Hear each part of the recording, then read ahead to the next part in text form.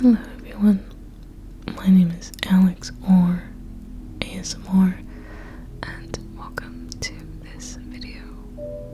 Welcome to my channel. Hi. It's really early in the morning. Got up about 4, so it's like 4 something. Oops.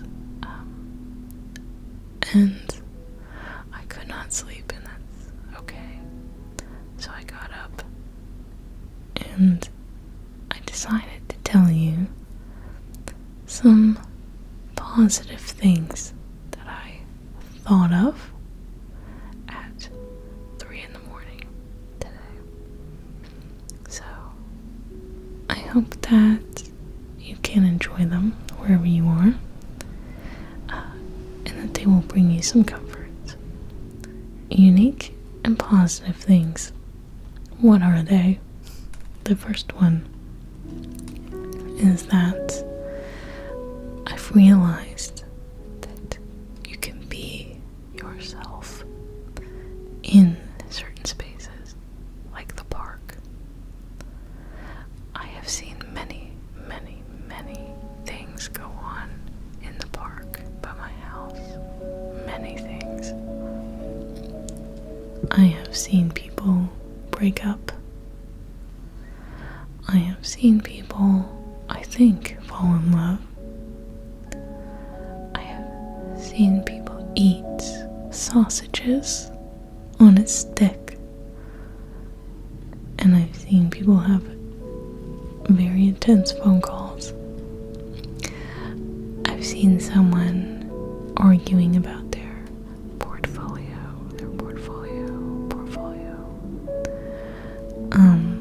All kinds of things, crying.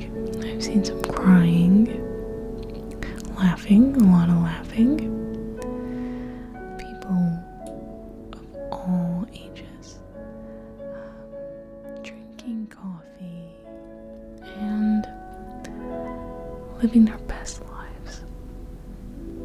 And I go to the park every day.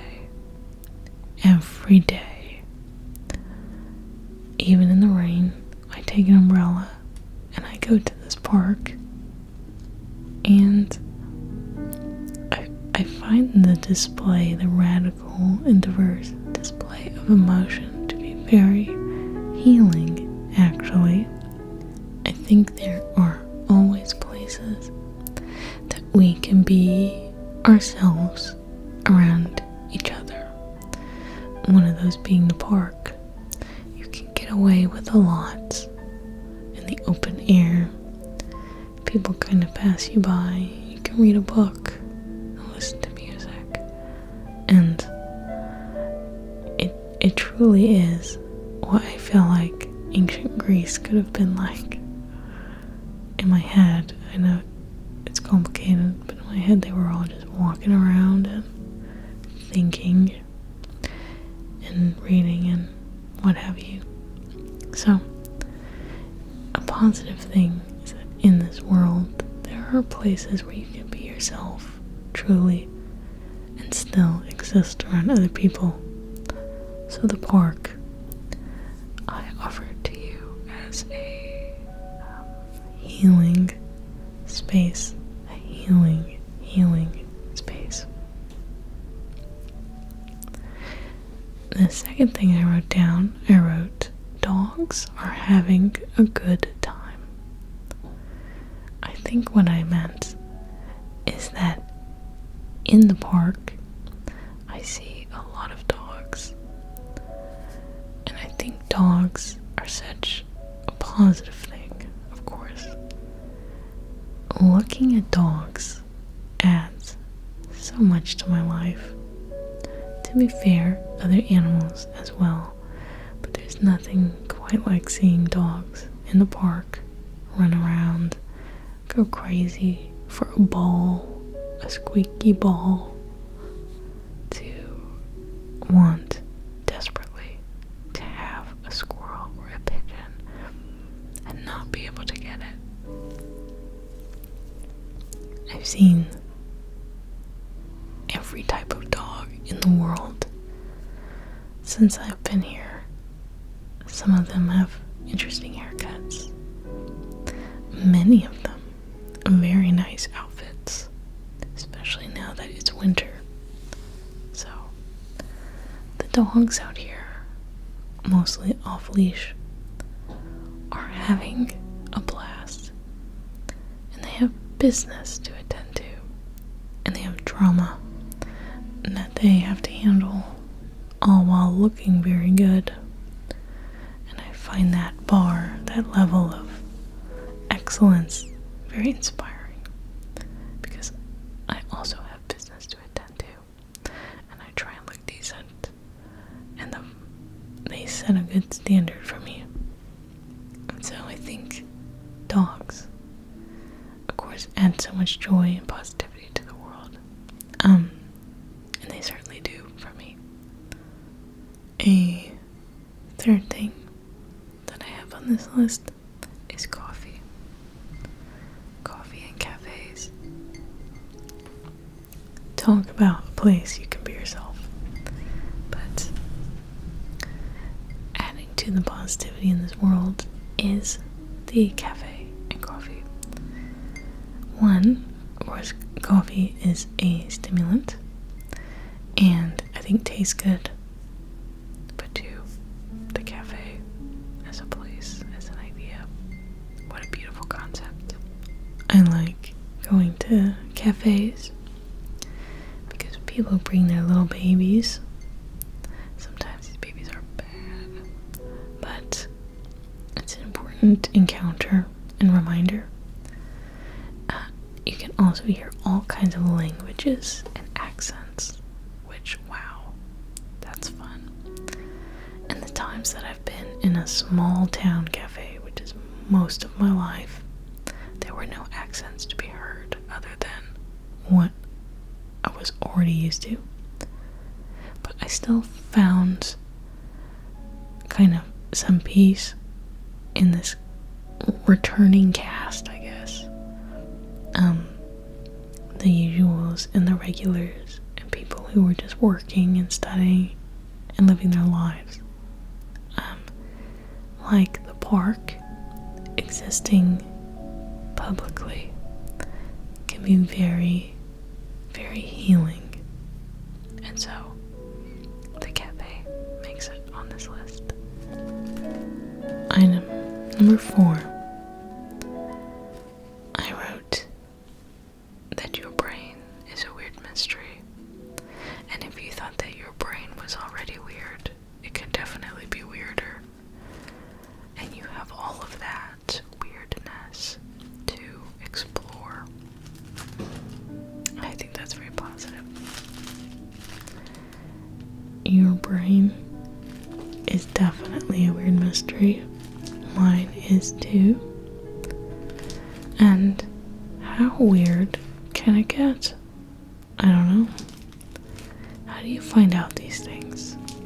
Sometimes by going to a park or a cafe and seeing how weird is it for other people. What kinds of strange behaviors are they engaging in? Maybe you could adopt some of those. Another way is to learn. Just to learn. Go out in the world and see things. Pick things up. And figure out what relationship do you have to those things. What relationship do you want to those things? Who do you want to become? So I think curiosity is such a positive force in the world, and it leads to meaning. I think I said in another video that curiosity is a cure for nihilism, which I think is a terrible infliction on the human soul, the human project. I don't understand nihilism. am not set up for it, because to me there is a hyper abundance of meaning, not the opposite, but curiosity makes no sense with nihilism, or does it? That could be an interesting video, but point is, curiosity is incredibly important, including curiosity about the self. So you could be weirder, I could be a lot weirder. I think that's a fun idea, to see how weird you could possibly get. The next thing I have on my list is encountering yourself through reading and writing. I think, to my last point, this one also defines you in relationship to the world. So through encountering the world, you encounter yourself.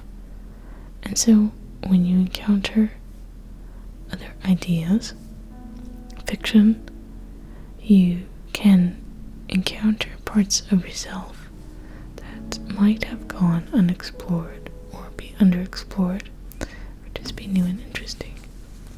So what a wonderful gift that is, to be able to read a book and actually see yourself in it. Fiction is an incredibly powerful tool, although you can encounter yourself in nonfiction, but I find that the metaphor and the poetry of fiction is a great way to encounter yourself, because it's hard to think of yourself in those non-literal terms. Also, writing, to write about your day and what you have experienced, I think is a wonderful, wonderful gift. So writing is such a positive thing in the world. The last item on this list is endless possibility. I've been reading about this project to map every cell in the human body. Every cell in the human body. That is mapping an entire universe. And as we move into this world where every single thing is kind of pinned down, especially about our bodies, I think it's important to remember that there are endless combinations of things and endless meaning. No map will ever capture the reality of the world. A map is a map. And you can map the brain, you can map the body. And it's an incredible art to do that. And incredibly useful. And we can map the whole world. We will have enough data. I think we already do so much data on everything. But there is this whole other world, completely invisible, that is just for you, and it is the world of meaning and possibility. I think because I live in an area with a lot of tourists, for the first time in my life, tourists actually have really expanded my worldview. I think they are willing to do what a lot of people will not, cannot, including cry. Just cry at something really beautiful because they came such a long way to see it. Or they might cry because it's too cold and they just missed their bus and they don't know what's going on. they will take pictures of everything, all kinds of things, because they're stopping to capture everything in this frenzy because they have limited time. They have such limited time. We all do. So the tourist, in a way, is this really interesting microcosm of life. They have limited time in this one area. So they take all the pictures and they eat as much as they can. And they go to the coffee shops and they're just trying to see and absorb everything and write it all down. They're writing it all down, and they're typing up their thoughts and they're putting it on Facebook and they're saying, look where I am, look where I am. Part of me, or a reckless part of me, is like, there's got the tourist spirit looked at from a variety of angles. One of those angles is definitely positive, because you're seeing people wanting so desperately those relationships, and they're going for them. Having that relationship with that painting or the statue, or like a cool flower that they've never seen before, a tree that they've never seen before, and they just want that relationship. I think watching tourists here has opened up my world and made me feel like I'm allowed to want those connections too, for all kinds of things, like in this channel or my job in a weird way, but all kinds of things. And to just take the picture, hoard the picture. It's your data points, it's your thing if you never want to look at it again. But the picture is not this item that's an outcome. The picture is the relationship. All that to say that element of excitement and curiosity about the world is positive, regardless of this economic realities and this realities and this reality and this reality. But these kind of abstract concepts are positive. And by going out in the world and looking at dogs and going to get coffee and reading books, you can encounter yourself, and that is wonderful. And you're encountering everybody else, which is wonderful. That's what this channel does for me. I've mentioned that before, that I get to encounter others and others get to encounter me, and we're all just surfing the internet, watching trash, having a good time. So I hope that this video adds to that, having a good time, and then it adds some positivity into your life, because everybody deserves that. So I think that's it for this little video. Thank you so much for watching. I don't know what I'm gonna do. It's really early in the morning. The world is not awake. Maybe I will read a book and encounter myself through that fiction. So maybe I will do that. Thank you so much for watching. I hope that you are having a great day or a great night.